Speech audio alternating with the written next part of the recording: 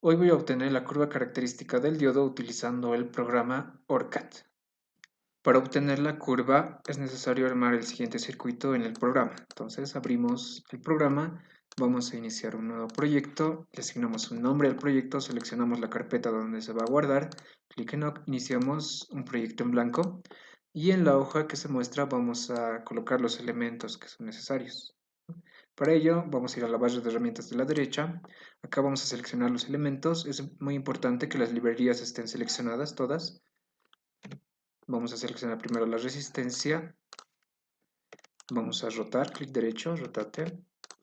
Después necesitamos el diodo, vamos a usar el D1N750, ¿no? Es el diodo que vamos a usar. También necesitamos una fuente de corriente continua. Vamos a colocar BDC.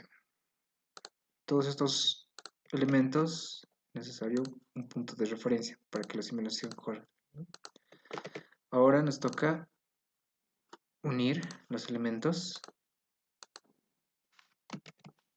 de esta manera.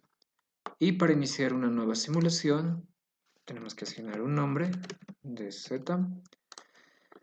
Y vamos a hacer la siguiente configuración. Necesitamos que el voltaje en la fuente sea un barrido, ¿no? Entonces seleccionamos desde Sweep. Acá en nombre seleccionamos el nombre de la fuente, que en este caso es B1. Tenemos que darle un valor inicial, que va a ser menos 10 volt, hasta 5 volt, incrementando su valor de 0.1 volt. Clic en aplicar, aceptar, iniciamos la simulación. En la siguiente ventana, para el eje vertical necesitamos la corriente en el diodo, ¿no? En el eje horizontal necesitamos la tensión sobre el diodo, ¿no? Entonces vamos a configurar eso, seleccionamos la tensión sobre el diodo. Clic en OK y podemos apreciar la curva característica del diodo Zener. Si queremos que la línea sea un poco más gruesa, ¿no? Ahí se puede apreciar mejor y vamos a obtener pares de valores, ¿no? Sobre esta curva. Entonces vamos en polarización directa donde el diodo Zener actúa como un diodo normal, ¿no? Entonces fíjense que empieza a conducir, o la tensión de codo sería aproximadamente, aquí nos dice 737 milivolt, ¿no? Eso es como 0.7 volt. Empieza a conducir una corriente de 2.72 miliamperes. Con estos pares de valores podemos calcular la resistencia estática en directa del diodo. Pero lo que nos interesa, ¿no? En la región Zener, que es donde va a trabajar el diodo Zener, vemos que la tensión de Zener va a ser de 4.6 volt, ¿no? En inversa, y va a conducir una corriente de 5.3 miliamperes. Que si comparamos estos valores con una hoja característica del diodo 1N755 nos dice que el voltaje Zener va a ser 4.7, ¿no? Aproximadamente. Y estamos verificando eso, ¿no? Que aproximadamente en 4.7 está la tensión del Zener. Ahora, si incrementamos la temperatura, ¿qué es lo que va a pasar, ¿no? También lo podemos simular con el programa.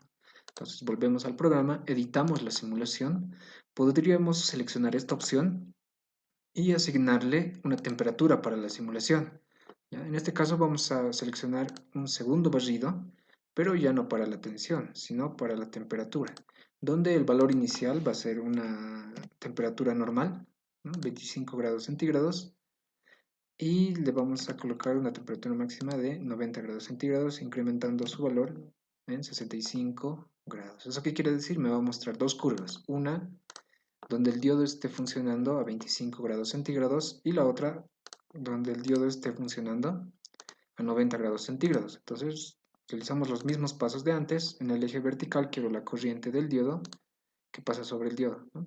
Y en el eje horizontal necesito la tensión que cae sobre el diodo. Entonces podemos apreciar las curvas, ¿no? Clic derecho, vamos a hacer que las líneas sean un poquito más gruesas y podemos apreciar que, ¿no? La que está más a la derecha es la normal, la que está funcionando a 25 grados centígrados y nos debería dar los mismos valores que hemos obtenido hace un momento.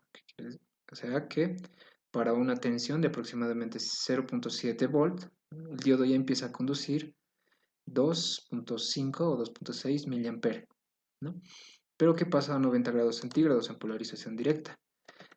la misma corriente, ¿no? 2.5 miliamperes, empieza a circular esta vez para 0.6 volt, ¿no? Entonces se reduce la tensión de codo del diodo a mayor temperatura. Con estos dos valores podemos calcular la resistencia estática del diodo, ¿no? Con una ley de Ohm. ¿Y qué pasa en polarización inversa?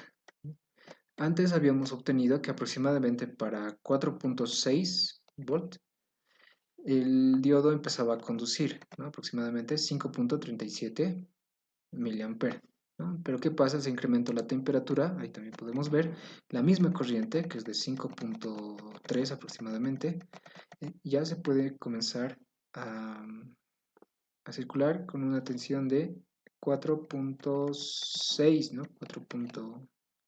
Bueno, sí ha reducido su valor, ¿no? No mucho, ¿no? Se puede apreciar más en polarización directa, pero tiene el mismo efecto, ¿no? Reduce la tensión de Zener a mayor temperatura.